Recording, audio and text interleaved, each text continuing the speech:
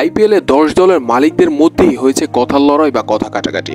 Recently IPL এর 10 দলের মালিকদের সাথে একটা বৈঠক রেখেছিল বিসিসিআই। আর বৈঠক রাখার উদ্দেশ্য ছিল যে আইপিএল এর দলগুলোর মালিকরাই বিসিসিআই কে অনুরোধ করেছিল 2025 আইপিএল এর আগে কয়েকটা রুলস বাতিল করার জন্য। তো সেটার পরিপ্রেক্ষিতেই বিসিসিআই তাদের সাথে একটা বৈঠক রেখেছিল, আর সেই বৈঠকটা অনুষ্ঠিত হয় মুম্বাইতে। আর সেই বৈঠকেই হয়েছে কথা লড়াই মালিকদের মধ্যে। মূলত কলকাতা, মুম্বাই, হায়দ্রাবাদ, রাজস্থান, চেন্নাই, লখনউ এক পক্ষে থাকলেও তাদের বিপক্ষে ছিলেন দিল্লি, পাঞ্জাব, বেঙ্গালুরু, গুজরাটের মতো দল। শাহরুখ খানের একটা কথা দিয়েই শুরু হয় কথার লড়াই। শাহরুখ খান বলেন যে আইপিএল এ মেগা নিলামটা উঠিয়ে দেওয়া উচিত। প্রতি বছর যে মেগা নিলামটা হয় সেটার কারণে দলগুলোকে অনেক বেশি পরিমাণ ভুগতে হয়। মেগা নিলামে অনেক ভালো ভালো প্লেয়ারদেরকে রিলিজ করে দিতে হয়, তো যার কারণে সেই দলেরই ক্ষতি হয়।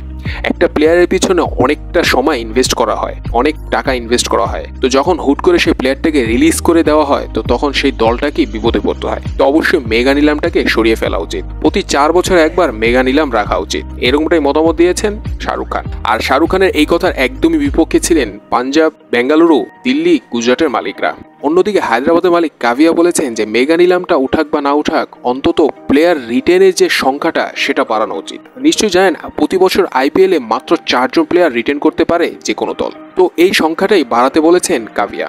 বলেছেন মাত্র 4 জন প্লেয়ার রিটেন করে কি হয়, আপনি কোন প্লেয়ারটাকে রিটেন করবেন? কতগুলো প্লেয়ারের পিছু আমরা ইনভেস্ট করি, সময় ইনভেস্ট করি, টাকা ইনভেস্ট করি। তো হুট করে একটা প্লেয়ারকে তো আমরা ছেড়ে দিতে পারি না। তো অবশ্যই এই প্লেয়ার রিটেনের সংখ্যাটা বাড়ানো উচিত, এরকমটাই মতামত দিয়েছেন কাভিয়া। কাভিয়ার সাথে আবার একমত পোষণ করেছেন কলকাতা, মুম্বাই, রাজস্থান, চেন্নাই বা লখনউর মালিকরা। কিন্তু এটার একদমই বিপক্ষে ছিলেন পাঞ্জাব, দিল্লি, বেঙ্গালুরু, গুজরাটের মালিকরা। তারা বলেন যে আমরাও তো চাই আমাদের দল শক্তিশালী করতে, সমস্ত প্লেয়ার যদি এরাই ধরে রাখে তো আমরা প্লেয়ার পাবো কোথায়? তো মেগা নিলামটাকেও বহাল রাখা উচিত, এবং এই যে প্লেয়ার রিটেনের যে সংখ্যা মাত্র 4 জন, এটাকেও বহাল রাখা উচিত। কিন্তু অন্যদিকে আবার আর একটা রুলস নিয়ে সবাই একমত পোষণ করেছেন, আর সেই রুলসটা হচ্ছে ইমপ্যাক্ট প্লেয়ার রুলস।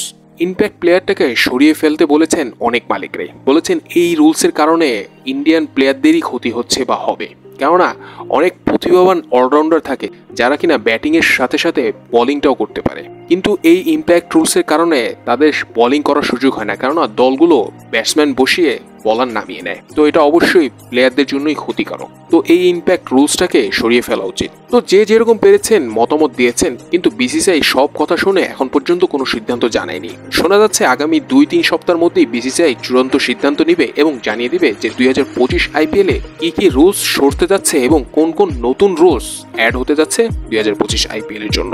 এখন দেখা যাক বিসিসিআই কোন কোন রুলস বাতিল করে এবং কোন কোন রুলস নিয়ে আসে 2025 আইপিএল এ।